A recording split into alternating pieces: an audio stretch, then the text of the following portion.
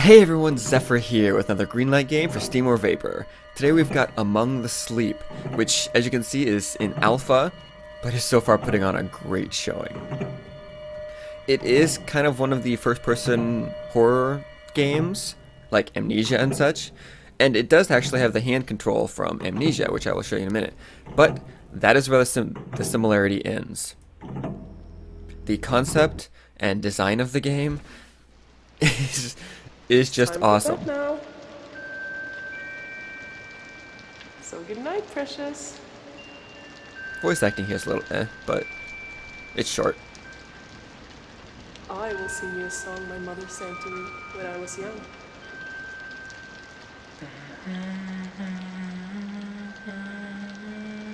And it kind of adds to the calmness. But this game, very, very different from other horror games like this. Simply because, well, you are a toddler. Whoops. And it looks like it reset my controls. I'll fix that here in a second.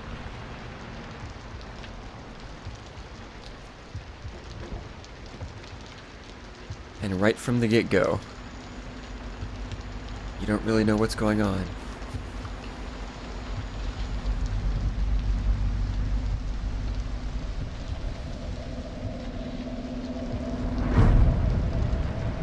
But your teddy bear is floating away.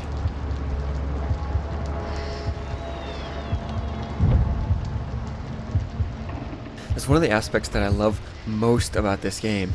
You can never really tell exactly where the real world and your imagination meet. I mean, where's the line? What is this? Is this like a fantasy game? Is any of this actually possible, or is it all just happening in your mind?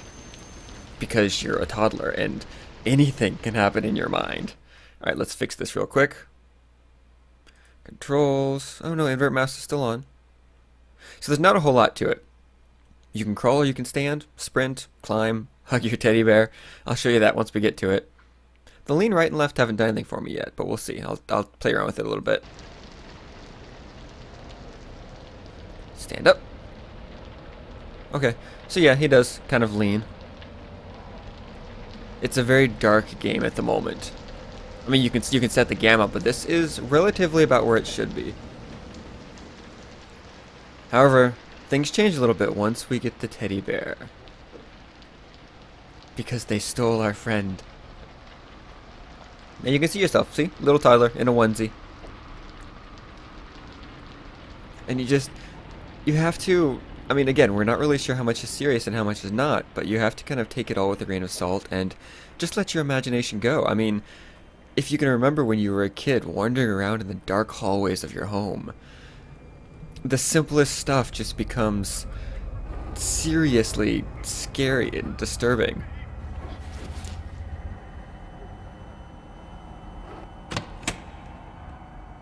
But Jesse, hand controls, if I can get it to work. Come on. There we go. And the sounds and music in this game are just excellent.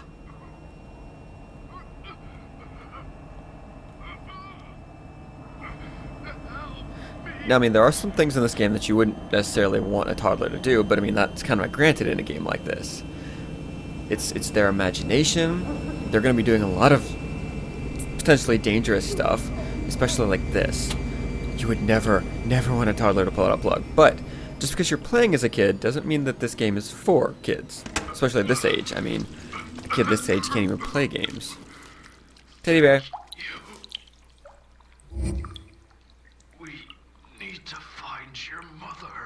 And of course, his teddy bear can talk.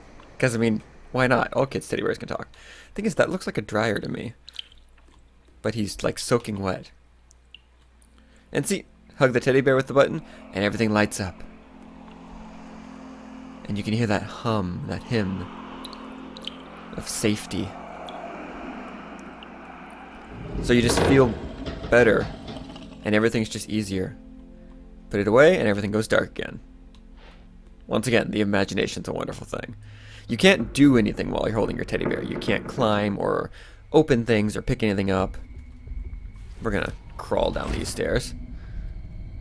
So far, I've never found a way to get hurt. You don't fall over. If you climb up on something and you know, walk off the edge, it won't hurt you or anything. There's nothing like that. This game is all very, very much the atmosphere.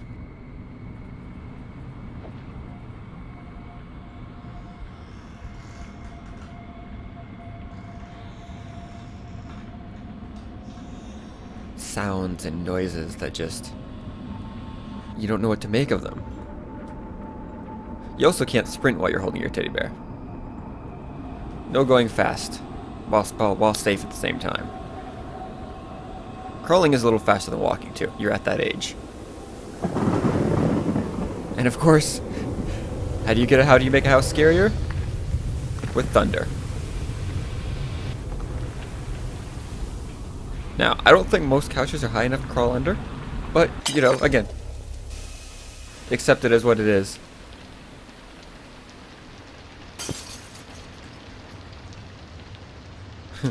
Orange. Again, picking up broken shards of bowl. Not a good thing. And I'm not complaining about any of that at all. Again, this is not a game that's designed for this age.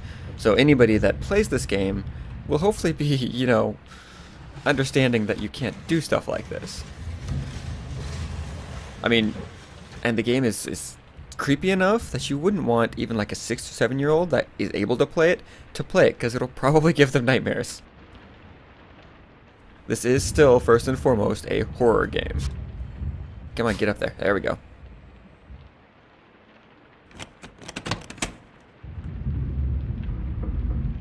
The only problem with inverting a mouse in games like these is that the, you know, controlling aspect of the mouse changes a little bit too.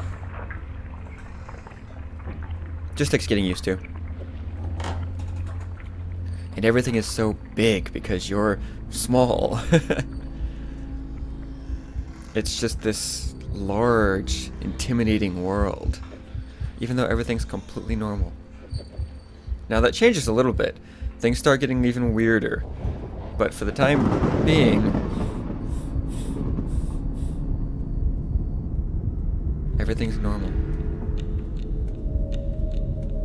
Can't see. There we go.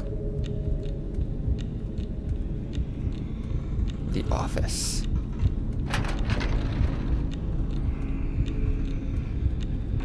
So many sounds, just random sounds. But what would a horror game be without them?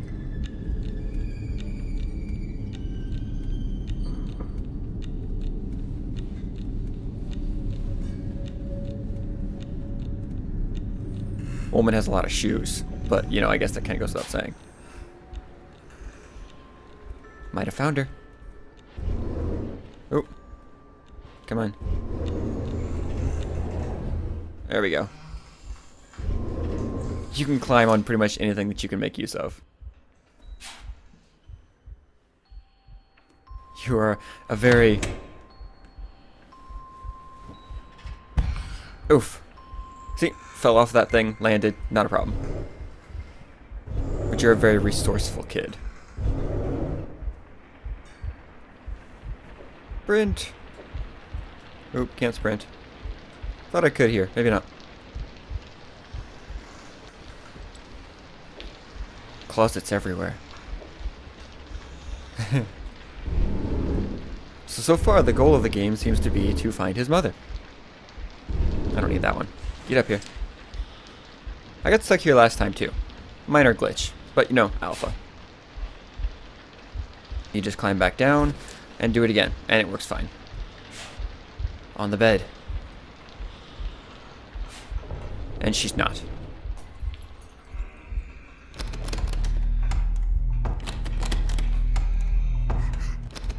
Crawl.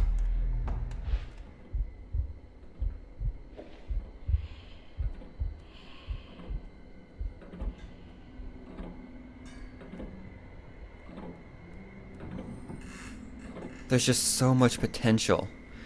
I mean, I know it's just a basic horror game, and we've seen all of these. They're all over the place. But I really think this one's different.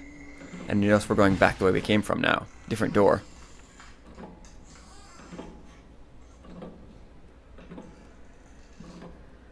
The edges of my screen are a little blurred. I think that's a normal thing. It's not something you can actually affect.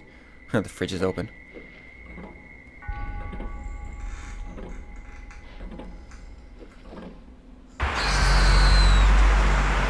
And there's where it starts getting creepier. You have to wonder, was that real? Or was that the kid's imagination? Thing is, I don't think you ever know one way or the other. You just have to assume that it will end you.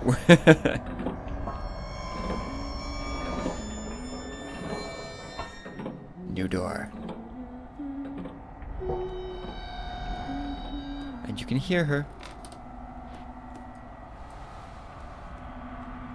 And now, if this isn't creepy, the basement.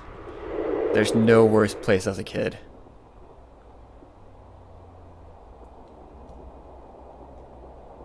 Just dark, and sounds don't really penetrate it. It's just completely isolated.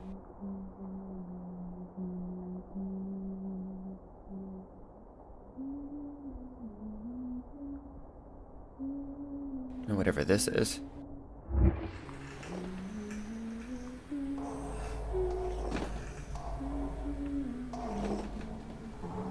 Clear this path here.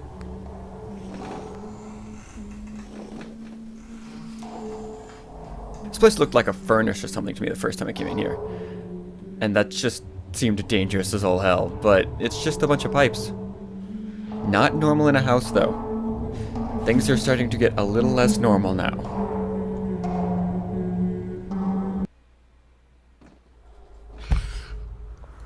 Going down, gutsy kid.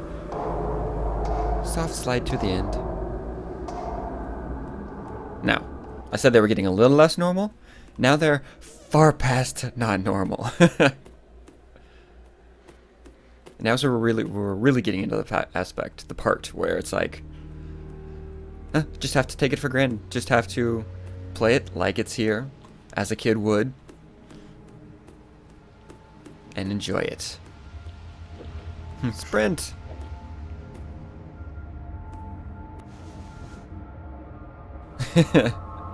And your teddy bear is not just a teddy bear. He's your very special friend.